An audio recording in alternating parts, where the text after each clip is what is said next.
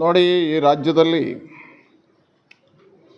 ಯಾವ್ಯಾವಾಗ ಕಾಂಗ್ರೆಸ್ ಸರ್ಕಾರ ಆಡಳಿತಕ್ಕೆ ಬರುತ್ತೋ, ವಿಶೇಷವಾಗಿ ಸಿದ್ದರಾಮಯ್ಯ ಮುಖ್ಯಮಂತ್ರಿ ಆಗಿರ್ತಕ್ಕಂಥ ಸಂದರ್ಭದಲ್ಲಿ ಒಂದು ರೀತಿಯ ನಿರಂತರವಾಗಿರ್ತಕ್ಕಂಥ ಕಗ್ಗೊಲೆಯ ರಾಜಕಾರಣಗಳು ನಡೀತವೆ. ಈ ರಾಜ್ಯದಲ್ಲಿ ಭಯೋತ್ಪಾದನಾ ಶಕ್ತಿಗಳಿಗೆ ಜೀವ ತುಂಬುವ ಕೆಲಸ ಕಾರ್ಯಗಳು ಆ ಸರ್ಕಾರದಿಂದ ನಡೀತದೆ. ಹಾಗಾಗಿ ಹಿಂದಿನ ಸಿದ್ದರಾಮಯ್ಯ ಮುಖ್ಯಮಂತ್ರಿ ಆಗಿರ್ತಕ್ಕಂಥ ಸಂದರ್ಭದಲ್ಲೂ ಶರತ್ ಮಡಿವಾಳ ಹತ್ಯೆ, ಪ್ರಶಾಂತ್ ಪೂಜಾರಿ ಹತ್ಯೆ, ದೀಪಕ್ ರಾವ್ ಹತ್ಯೆ, ಈ ರೀತಿಯ ಹತ್ಯೆಗಳ ಘಟನಾವಳಿಗಳನ್ನು ನಾವು ಕಾಣ್ತೀವಿ. ಈ ಬಾರಿ ಮತ್ತೆ ರಾಜ್ಯದಲ್ಲಿ ಮುಖ್ಯಮಂತ್ರಿ ಸಿದ್ದರಾಮಯ್ಯ ಆದಮೇಲೆ ನಿರಂತರವಾಗಿರ್ತಕ್ಕಂಥ ಹಿಂದೂ ಸಮಾಜದ ಮೇಲೆ ದಾಳಿ ನಡೀತಕ್ಕಂಥ ಪ್ರಕ್ರಿಯೆಗಳು ನಡೆದಿದ್ದಾವೆ. ಮುಖ್ಯಮಂತ್ರಿ ಆದ ಬೆನ್ನಿಗೆ ಬೆಳಗಾಂನಲ್ಲಿ ಒಬ್ಬ ಜೈನ ಮುನಿಗಳ ಹತ್ಯೆ ನಡೆಯಿತು. ಅಲ್ಲಿಂದ ಮೊನ್ನೆ ಸುಹಾಸ್ ಹತ್ಯೆವರೆಗೆ ನಿರಂತರವಾಗಿ ಹಿಂದೂ ಸಮಾಜದ ಮೇಲೆ ಆಕ್ರಮಣ ಮತ್ತು ದಾಳಿ ಮಾಡ್ತಕ್ಕಂಥ ಕೆಲಸ ಕಾರ್ಯಗಳು ನಡೀತಾ ಇದ್ದಾವೆ. ಯಾಕೆ ಹೇಳಿದರೆ, ಈ ರಾಜ್ಯದಲ್ಲಿ ಕಾಂಗ್ರೆಸ್ ಆಡಳಿತಕ್ಕೆ ಬಂದಿರತಕ್ಕಂಥ ಸಂದರ್ಭದಲ್ಲಿ ಮೆರವಣಿಗೆಗಳು ನಡೆದಿರ್ತಕ್ಕಂಥ ಸಂದರ್ಭದಲ್ಲಿ ಪಾಕಿಸ್ತಾನ ಜಿಂದಾಬಾದ್ ಆಗಿ ಪಾಕಿಸ್ತಾನ ಧ್ವಜ ಹಿಡಿದಾಗ ಅವ್ರ ಮೇಲೆ ಕೇಸ್ಗಳು ದಾಖಲಾಗಲಿಲ್ಲ.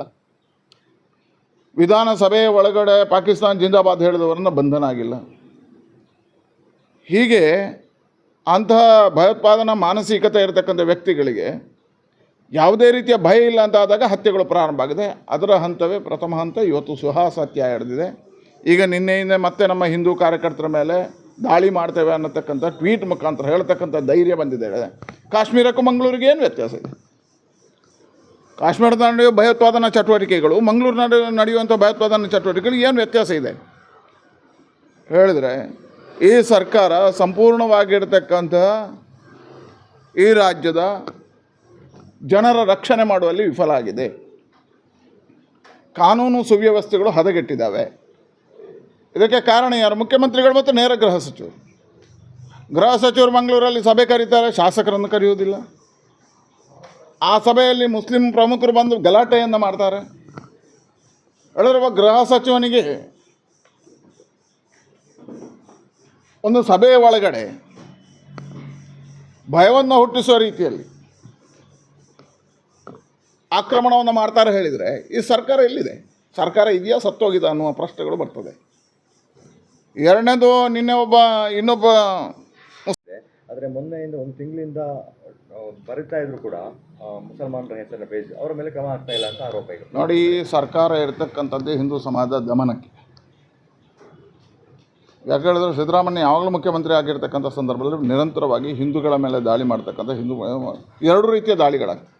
ಒಂದು ಇಂತಹ ಭಯೋತ್ಪಾದನಾ ಚಟುವಟಿಕೆಗಳಿಂದ, ಇನ್ನೊಂದು ಪೊಲೀಸನ್ನು ನಿಯಂತ್ರಣ ಮಾಡ್ತಕ್ಕಂಥ. ಇದು ಕೇವಲ ನಮ್ಮ ಕಾರ್ಯಕರ್ತರುಗಳಲ್ಲ, ಯಾರ್ಯಾರು ಹಿಂದೂ ಸಮಾಜದ ಪರವಾಗಿ ಬರೀತಕ್ಕಂಥ ಪತ್ರಕರ್ತರ ಮೇಲೆ ಕೇಸುಗಳು, ಯಾರ್ಯಾರು ಸಾಮಾಜಿಕ ಜಾಲತಾಣಗಳಲ್ಲಿ ಕೆಲಸ ಮಾಡ್ತಕ್ಕಂಥ ಸಾಮಾಜಿಕ ಕಾರ್ಯಕರ್ತರ ಮೇಲೆ ಕೇಸುಗಳು ಹೇಳಿದ್ರೆ, ನಿರಂತರವಾಗಿರ್ತಕ್ಕಂಥ ಹಿಂದೂ ಸಮಾಜದ ಇದಕ್ಕೆ ಯಾವುದಾದ್ರು ಏನು ಸಿದ್ದರಾಮಯ್ಯನ ಬಗ್ಗೆ ಬರೆದ್ರೆ ಅವ ಬಂಧನ ಆಗ್ತಾನೆ, DKC ಬಗ್ಗೆ ಬರೆದ್ರೆ ಅವ ಬಂಧನ ಆಗ್ತಾನೆ, ಗೃಹ ಸಚಿವರ ಬಗ್ಗೆ ಬರೆದ್ರೆ ಬಂಧನ ಆಗ್ತಾನೆ. ಅದೇ ಗೃಹ ಸಚಿವರ ಸಭೆಯಲ್ಲಿ ಅವರಿಗೆ ಧಮಕಿ ಹಾಕಿದವರ ಬಂಧನ ಮಾಡೋ ತಾಕತ್ತು ಈ ಸರ್ಕಾರಕ್ಕಿಲ್ಲ. ಮತ್ತು ನಿರಂತರವಾಗಿ ಈಗ ಸುಹಾಸನ ಬಗ್ಗೆ ನೀನನ್ನು ಕೊಲ್ತೇವೆ ಅಂತ ಒಂದು ತಿಂಗಳಿಂದ ಬರೆದಿದ್ದಾರೆ. ಬೇರೆ ಬೇರೆ ಅಂಥ ಯಾವುದೇ ಶಕ್ತಿಗಳನ್ನು ಹಿಡಿಯುವ ಮತ್ತು ತಡೆಯುವ ಎರಡೂ ಶಕ್ತಿಗಳು ಕಾಂಗ್ರೆಸ್ಸಲ್ಲಿಲ್ಲ. ಹಾಗಾಗಿ ಹೇಳಿದೆ, ಹಿಂದೂ ಸಮಾಜದ ದಮನ ನೀತಿ ಇದು ಸರ್ಕಾರದಿಂದಲೇ ನಡೀತದೆ ಮತ್ತು ಸರ್ಕಾರ ಪ್ರಾಯೋಜಿತವಾಗಿರ್ತಕ್ಕಂಥ ಭಯೋತ್ಪಾದಕರಿಂದ ಆಗ್ತದೆ. ಅದೇ ಹೇಳಿದೆ, ಇವತ್ತು ಇನ್ನೂ 2 ಕಾರ್ಯಕರ್ತರ ಮೇಲೆ ಧಮಕಿ ಹಾಕತಕ್ಕಂಥ ಕೆಲಸ ಕಾರ್ಯಗಳು ನಡೆದಿದೆ. ನಿನ್ನೆ ಗೃಹ ಸಚಿವರು ಬಂದ್ದಾರೆ, ಸಭೆ ಮಾಡಿದ್ದಾರೆ. ಆ ಸಭೆಯ ನಂತರ 2 ಬಂದಿದೆ. ಈ ರಾಜ್ಯದಲ್ಲಿ ಶಾಂತಿ ಸುವ್ಯವಸ್ಥೆ ಇದೆಯಾ ಅಥವಾ ಇಂಥದ್ದನ್ನೆಲ್ಲ ತಡೆ ಹಿಡಿಯುವಂಥ ಶಕ್ತಿ ಕಾಂಗ್ರೆಸ್ ಸರ್ಕಾರಕ್ಕೆ ಇದೆಯಾ? ಯಾವುದೂ ಅರ್ಥನೇ ಆಗ್ತಾಯಿಲ್ಲ. ಆಗೀಗ ಒಂದು ದಿವಸ ಆಯ್ತು, ಯಾರ್ದು ಬಂಧನದ ಪ್ರಕ್ರಿಯೆಗಳು ನಡೆದಿಲ್ಲ. ಅದರ ಬಗ್ಗೆ ತನಿಖೆ ಮಾಡುವಂಥ ಯಾವ ಪ್ರಕ್ರಿಯೆಗಳು ನಡೆದಿಲ್ಲ. ನಾನು ಇವತ್ತು ಆಗ್ರಹ ಮಾಡ್ತೇನೆ ಈ ಸರ್ಕಾರಕ್ಕೆ, ಆ ಇಬ್ಬರೂ ನಮ್ಮ ಕಾರ್ಯಕರ್ತರಿಗೆ ರಕ್ಷಣೆಯನ್ನು ಕೊಡಬೇಕು, ಪೊಲೀಸನ್ನು ಕೊಡಬೇಕು ಮತ್ತು ರಕ್ಷಿಸಬೇಕು. ಮತ್ತು ಯಾರು ಬರೆದಿದ್ದಾರೋ ಅವರನ್ನು ತಕ್ಷಣ ಬಂಧಿಸಬೇಕು. ಒಂದು ಕಡೆ ಶೆಟ್ಟರಿಂದ ಕಾಶ್ಮೀರದಲ್ಲಿ ಇವತ್ತು ಸಂಪೂರ್ಣವಾಗಿರ್ತಕ್ಕಂಥ ಭಯೋತ್ಪಾದನಾ ನಿಗ್ರಹ ಕಾರ್ಯಗಳು ನಡೆದಿದ್ದಾವೆ.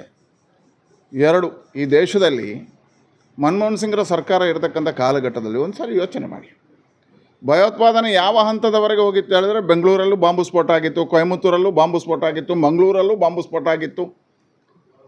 ಅದನ್ನು ಹೇಳಿದ್ರಲ್ಲ, ಕುಕ್ಕರ್ ನಮ್ಮ ಬ್ರದರ್ಸ್ ಅಂತ. ಆದರೆ 2014ರಿಂದ ಇದನ್ನು ಪೂರ್ಣವಾಗಿ ನಿಯಂತ್ರಣ ಮಾಡ್ತಕ್ಕಂಥ ಕೆಲಸ ಆಗಿದೆ. ಮತ್ತು ಕಾಶ್ಮೀರದಲ್ಲಿ ಟೂರಿಸಮ್ ಪ್ರವಾಸೋದ್ಯಮ ಬೆಳಿಬೇಕು ಅಂತ ಹೇಳುವಂಥ ಕಾರಣಕ್ಕೋಸ್ಕರ 370ನೇ ಆರ್ಟಿಕಲ್ ರದ್ದು ಮಾಡಿದ ಮೇಲೆ ಅಲ್ಲಿ ಹೆಚ್ಚು ಪೂರ್ಣವಾಗಿರ್ತಕ್ಕಂಥ ಸ್ವಾತಂತ್ರ್ಯ ಆ ಪ್ರದೇಶದವರಿಗೆ ಕೊಟ್ಟಿತ್ತು. ಅದರ ಮಧ್ಯೆಯೂ ಅಲ್ಲಿ ರಕ್ಷಣೆ ಮಾಡ್ತಕ್ಕಂಥ ಕೆಲಸ ಕಾರ್ಯಗಳು ನಡೆದಿದ್ದಾವೆ. ಅದರ ಮಧ್ಯೆ ಘಟನೆ ಆಗಿದೆ. ಘಟನೆ ಆದ ತಕ್ಷಣ ನಮ್ಮ ಸರ್ಕಾರ ಏನು ಕಟ್ಟುನಿಟ್ಟಿನ ಕ್ರಮ ತಗೋಬೇಕು, ಏನು ಎಚ್ಚರಿಕೆಗಳನ್ನು ಕೊಡಬೇಕು, ಅದೆಲ್ಲ ಪ್ರಯತ್ನಗಳು ನಡೀತವೆ. ಮುಂದಿನ ದಿನಗಳಲ್ಲಿ ಕಾದು ನೋಡ್ತೀರಿ. ಆಂಟಿ ಕಮ್ಯುನಲ್ ಫೋರ್ಸ್ ಅದು ತತ್ಕ್ಷಣ ಕೇಂದ್ರದಲ್ಲಿ ಏನೋ ಅಂಥದ್ದು ಘಟನೆ ನಡೆದಿದ್ದ ನಮ್ಮ ಸರ್ಕಾರ ಮತ್ತು ಎಲ್ಲವೂ ಅಲ್ಲಿ ನಿಯಂತ್ರಣ ಮಾಡ್ತಕ್ಕಂಥ ಯಾರ್ಯಾರು ಭಯೋತ್ಪಾದಕರಿದ್ದಾರೋ ಹುಡುಕಿ ಗುಂಡೋಡಿ ಅಂತ ಕೆಲಸ ಕಾರ್ಯ ನಡೆದಿದ್ದಾವೆ. ಇವತ್ತು ಪಾಕಿಸ್ತಾನವೇ ಭಯಭೀತ ಆಗಿದೆ. ಏನು ಮಾಡಬೇಕು ಅದನ್ನು ಪ್ರಧಾನಮಂತ್ರಿಗಳು ಮಾಡ್ತಾರೆ. ಆದರೆ ಇಲ್ಲಿ ಮುಖ್ಯಮಂತ್ರಿ ಗೃಹ ಸಚಿವರ ಸಭೆಯಲ್ಲಿ ಅವರಿಗೆ ಧಮಕಿ ಹಾಕಿದವರ ಬಂಧನ ಮಾಡಲಿಕ್ಕೆ ಇನ್ನೂ ಆಗಲಿಲ್ಲ.